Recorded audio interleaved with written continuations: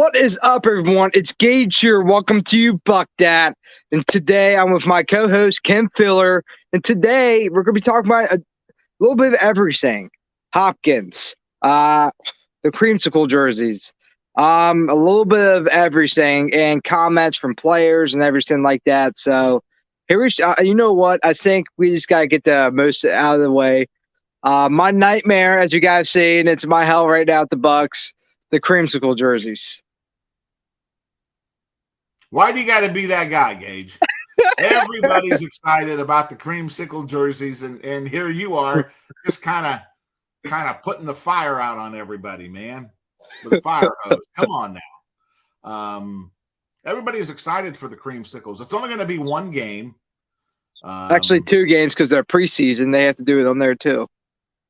Okay, I was just thinking the regular season game then against the Lions, but you know, I mean, it represents a bad time in Buccaneers football, but at the same time, you know, the Buccaneers had some good teams in the early '80s with Doug Williams at quarterback.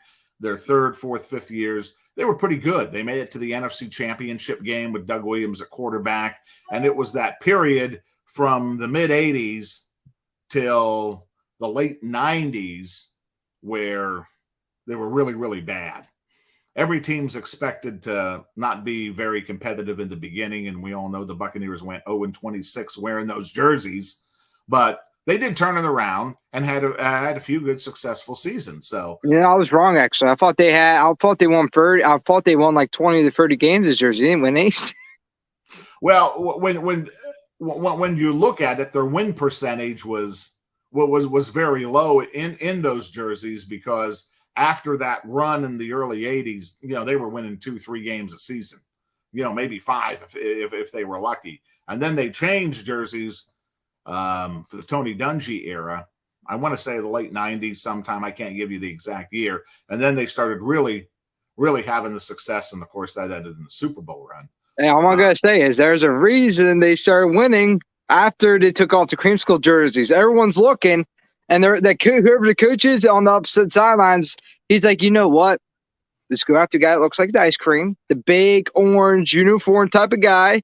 You know, look like an ice cream you get on a hot sunny day. That's who you're going after. So if we are to believe what you think about the Creamsicle jerseys win and lose games. It's not the players under those jerseys. Well, it's obviously the players for the most part, but I think the Creamsicles give bad juju. You know what I mean? Like there's a reason we haven't won a game in those jerseys. It's not the players obviously matter a great deal. But I think it's the jerseys as well. They have bad juju in them. There's a reason we haven't won one game in those jerseys. Well, they had bad ownership when they wore those jerseys. They made a lot of mistakes drafting. Bo Jackson. And let's just leave that there, okay? That was the kind of mentality and the kind of thought process that the front office had when it came to drafting players, okay? Guy tells you he doesn't want to play there. You draft him anyways, and you get nothing, okay? So it was poor drafting, poor leadership in the front office, poor ownership, a poor product on the field, poor coaching. You add all that up, you're not winning many games. And then the late '90s, we got some new ownership. And Bo Jackson wasn't the only one. They made a mistake in the first round. Yes. I think it was back in '82. They were deciding between these 2 players, and they called him. They're like, "We do not want this guy," and he didn't hear the second part of the phone call because that's when they intercom to the representative to tell the commissioner. And he only heard the first part, so they ended up drafting the wrong guy. Mm-hmm. And so they've been messing up for a long time, the Tampa Bay Buccaneers. They messed up at the first-round draft pick. Oh, yeah. Because they waited the very last second to put it in. That's why they called them the Yucks back then. They didn't call them the Bucks. They were known in some circles as the Yucks because they were so bad. But, this is a new team, new era. They haven't worn the Creamsicles in 20-plus years. So it's exciting. And here's the other thing, too. Let's take our football hats off and put our business hats on. How much revenue do you think the Buccaneers are going to collect and create by having the updated Creamsicle jerseys for sale in the shop. Oh, financially, business-wise, it's a no-brainer. I understand why the Buccaneers. I just don't prefer it, but the revenue that's going to come from it, because they're going to lose money, especially since Tom Brady's gone. So they had to do something to bring more revenue in. So the Creamsicle jerseys is a great way to do that. The old timers are going to want to buy the jerseys because it reminds them back in the day when they would, when they're young, when they went to the games a lot as children, everything like that. Or they would bring their kids. So it's going to be a lot of the nostalgia is going to what sells. That's what sells, and that's what they brought in. And the Creamsicle jerseys, I already see on Twitter people are spending like over $100 on it. So it's gonna be like that with money for the Buccaneers. So that's I think it was a really good sell for the Bucs and great revenue. I think it was a good business decision overall. Well, you're ripping on the Creamsicle jerseys. I can give you 2 jerseys right off the top of my head. 3rd jerseys that teams have worn that were worse than the Creamsicles. One was those ugly Steelers jerseys where they looked like bumblebees running around on the field. Those jerseys were hideous. And then I believe it was the Green Bay Packers, might have been the Bears. Forgive me, I can't remember correctly, but they had so many black and white stripes. They looked like prison uniforms. Okay, those jerseys are much worse than those Creamsicle jerseys the Buccaneers are going to wear. At least they look intimidating, though. Like the Creamsicle jerseys, they don't look very intimidating. They look very cuddly, if I had to put the words, very sweet. And that's not what you want for your football. Like, you do not want to wear those type of jerseys. Even the bumblebees, at least I'm not a big fan of them. They're very little too colorful for my taste, but I'd rather have those. I'd rather have the bumblebee and the prison football jersey. I'll take my Creamsicle jerseys all day long. Yeah. I don't know why they wore those type of colors. I guess it was a different time, but damn. Well, last year there was this big talk. Hey, the Creamsicles, they were supposed to come back last year for Tom Brady's final season, but because they had such a issue with production and distribution, they had to postpone it until this season. And now, I don't know whether you heard Antoine Winfield's comments, but he says, I think the team's probably talking to Tom Brady now about maybe coming back and being our quarterback and this, that, and the other thing. Yeah. Tom Brady is done. Finished. Finito. He's not coming back. He's not coming back for the Raiders. He's not coming back for the Buccaneers. He's not coming back for the Dolphins. He's done. You can tell he's done. He's actually annoyed by this. He mentioned in an interview like a month ago. He's like, guys, I don't know how many times I have to say this.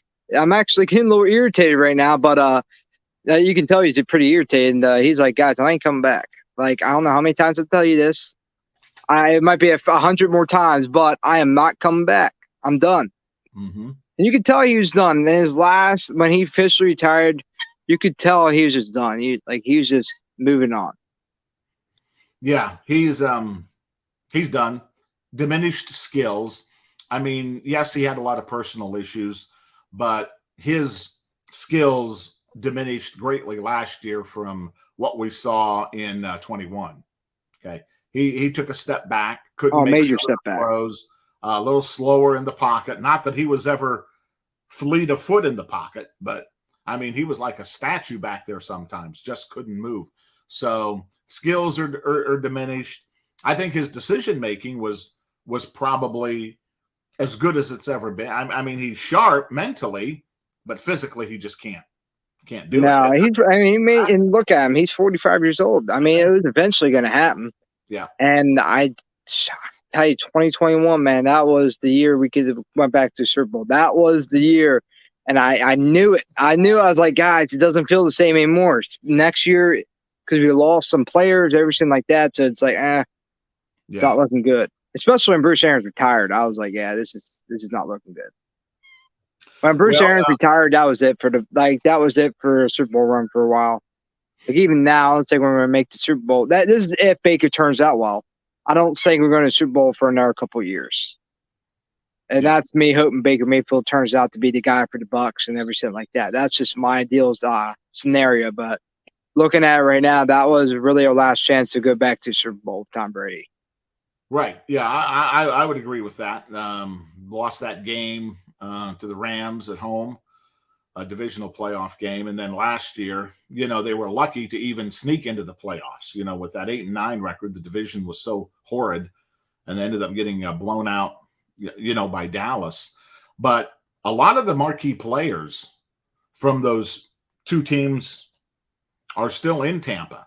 And a lot of folks nationally are sleeping on the Bucs. They don't think they're going to be very good. It's actually crazy, like Tom Brady was a big factor in our wins, but like we still had the team. It's not like we lost Mike Evans. It's not like we lost David. It's not like we lost Dean and Carlton Davis. We still have it. I know. And Tristan Wirfs, he's been on a podcast and he thinks the Bucs are going to go 12-5 this year. I think that's bold. I think the Bucs will be good this year, but I think that's a little bold. I would say that's a little bold, but that he's just talking about what he feels in the locker room. The sense of optimism, what he's seen in practice, the way the team's coming together. Rachaad White, the running back, he feels the same way. He said the Bucs are going to surprise a lot of people. Ex-GM Rick Spielman, right now the over/under on wins for the Buccaneers is 6.5. He says, I'm taking the over. And I would take the Rick over. Spielman's good with the analyticals. There's a reason why he went to the 33 team, whole group. I remember him as GM for the Minnesota Vikings. Yeah. Very good at analysts. He just wasn't really good at people person. With the players, that was only his really downfall. That's why he didn't last. That's why he got fired at the end with Mike Zimmer and everyone like that era. Mm-hmm. But yeah, I think now there's a lot. I trust more of those sources than the people who are saying it's kind of outrageous what they're saying about the Bucs. Like, you think we're going to take they're talking like we're going to be like the Texans this year, how they were last year. Exactly. And every national poll that I see that ranks the NFL teams, they have the Bucs ranked anywhere from 25 to 31, somewhere in there. There's no way. With the talent on this team, I'm sorry. But we got training camp starting in 2 weeks, so the rubber's going to meet the road pretty quickly. Hey, I forgot. When did we get Davis Mills as a quarterback? Because that's the only thing that would make sense why they're saying that. Yeah. Uh-huh. Yeah, I missed that transaction. Yeah. Yeah. Apparently something happened because I have no idea what everyone's talking about. And they keep saying Saints. Well, let's look at the Saints for a second. They keep saying they're the best team in the NFC South. They have Derek Carr, who has not won a playoff game. He's been to 4 playoff games. He's not won one. They have Alvin Kamara's old. He's about to be suspended this year, and he had a down year last year. He's like in his 30s now, which is the downcline for running backs. Right. And they got Michael Thomas, who hasn't had 1,000 yards in 4 years. Mm-hmm. I do have to keep going on. They have a good offensive line. They have a good defense. But their main weapons are old and have not been they have not played the stature they have in their prime. So I think the Saints are a little overvalued right now. I would agree with that completely. And Michael Thomas, he's injury prone the last couple of seasons. He hasn't been able to stay healthy. So that's going to hurt them. And I think right now that, as we've said before on this podcast, the division's a toss-up. And I think it's going to be between the Bucs and the Saints. Carolina's an up-and-coming, improving team. Not quite there yet. But, Bucs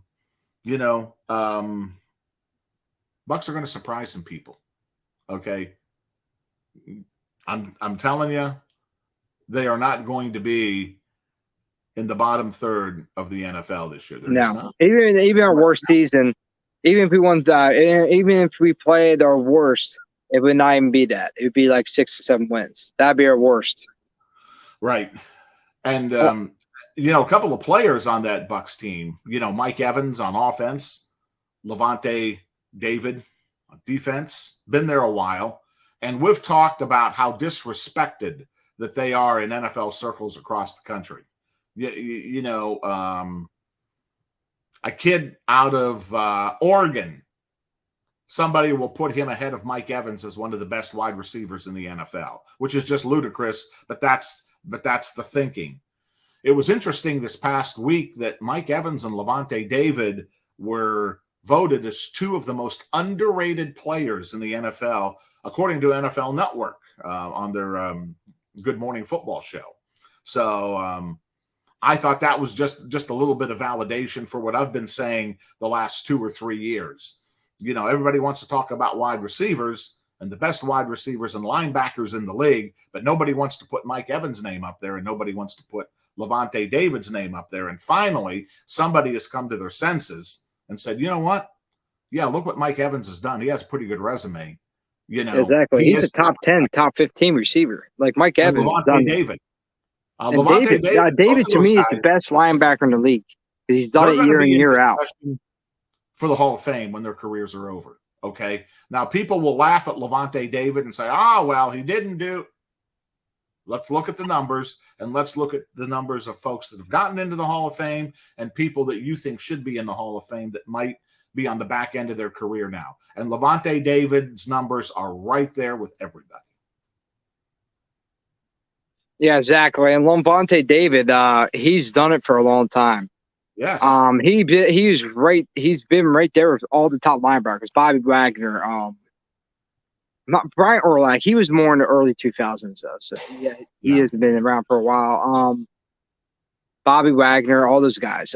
He's been right there with all of them, and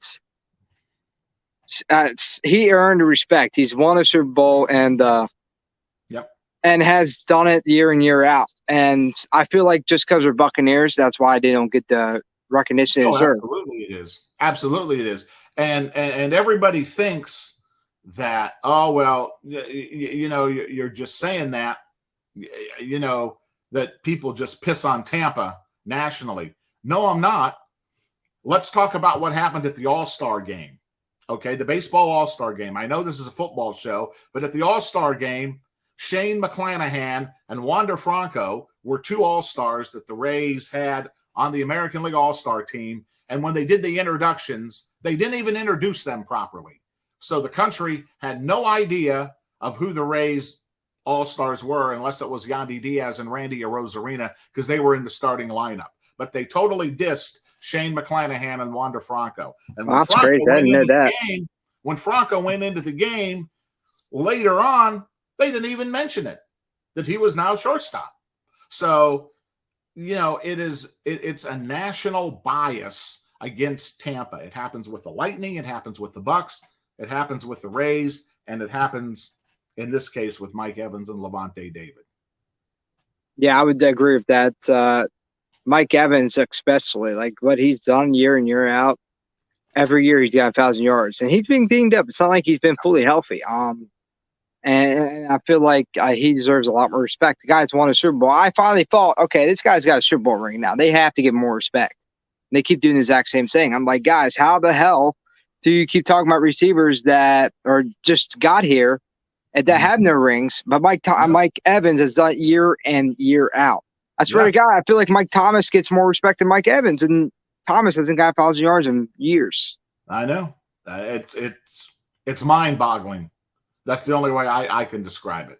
It's just crazy to have that kind of thought process. But yeah, that's the only thing that makes sense. Like Tampa, they just don't care for us or something. I don't know. I don't know what it is, but you know, we're here, we're coming, and we ain't going away. So no, and Baker is going to be Phil Dangerous season. I'm actually got to get going, so I'm going to finish this up. One saying Baker Mayfield. I'm trying to think who said it. I believe maybe it was White or somebody or Winfield, but one of them's like, Baker Mayfield in the locker room is refreshing. Yes. And I feel we all know what they're talking about. Tom Brady, greatest quarterback of all time, but a lot of personal issues were going on. His family, he had problems at home with his family. Obviously, he was declining. He always had that in divorce. Like having a divorce, we know how much that affects his people. Yeah. And having all that going on. And Tom Brady's yelling at everybody. His offensive lineman, he yelled at Mike Evans. I'm like, hey, you don't do that to Mike. You don't do that to Mike. And he even yelled at him. And that affects the energy. And everyone's like, and that's your leader. That is the guy you look up to. Like, man, we need to do this. We got to win this game. We have to go to the Super Bowl. That's our main goal. And Tom Brady's losing his shit. You know, he's yelling at everybody, throwing tablets all the time. Like, I feel like every game and just going off, like losing his shit. And that affects the energy in the locker room. And that's why I feel like Baker's going to be refreshing. Like everyone, I'm going to be honest. We all could talk about the Kyle Trask, Baker Mayfield battle, but it's if you look at the action, I'll go by actions, not what people say. And what the Bucs been telling me for their actions, Baker Mayfield will be the guy. They mentioned even Todd Bowles slipped up and said they want a quarterback with moxie, which earlier when they signed him, that's what Baker Mayfield they said he has. Mm-hmm. And Kyle Trask, a second-round pick, spent 2 years under Tom Brady, and they signed Baker Mayfield. If he really was going to be the guy, they wouldn't have signed Baker Mayfield because Baker's if he was a backup, a pretty expensive backup for the Bucs, especially when they're cap strapped. So I think Baker Mayfield will be the guy. Mm-hmm. He's proven it. He's won a play. You guys can say what you want. He had a down year. He played Carolina. He sucked there. Check out JC Torello. He did a little couple of he did tapes on the Baker Mayfield era. He's a little bit better than people think he would be. Even Carolina, it was that whole coaching staff was going on downcline. They had a terrible head coach, and when he got in the Rams with that system, one day he's been there. One day, and he brought the biggest comeback that we have seen in a long time. And we're bringing that similar system with Dave Canales. He's going to bring that system, Baker Mayfield, a lot of rollouts, a lot of play actions, and it's going to be a run-first team with Rashad White. So I think Baker Mayfield will be the guy, and this is going to be the most exciting offense we have seen in a long time. I would agree with that. And, you alluded to it. The players are starting to kind of, put their little comments in there, about Baker Mayfield. This week, Levante David said, you know what, Baker's a good guy in the locker room. He comes to practice, ready to work. He's sharp mentally. He's done it before.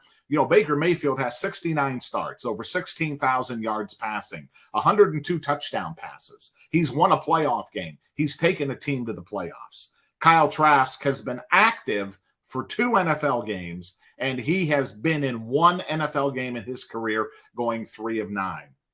I'm taking Baker Mayfield. And the sooner Todd Bowles makes a decision on who the starting quarterback is going to be, the better it's going to be, because that means that Baker Mayfield, who will be the starter, can get a lot more reps in preparation for the opener at Minnesota on September 10th.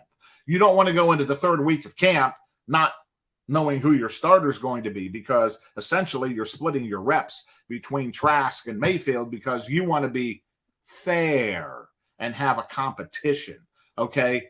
I mean, Ray Charles can see that Baker Mayfield's a better quarterback and that Baker Mayfield should get the job. And he will get the job at the end of the day. I just hope it's before too late in training camp so he can really get the reps that he needs to get ready for Minnesota. I agree, and it's getting really later. Now it's like towards the end of July now. I'm hoping by like early August they announce a start. I wish it was earlier, but I feel like it's going to be in August. Hopefully they announce it in the early week of August and rename our starter. Yes. But I got to get going. I have somewhere to be. But thank you, Kent, for joining me on today's podcast. And guys, like and subscribe, and I hope you buck that.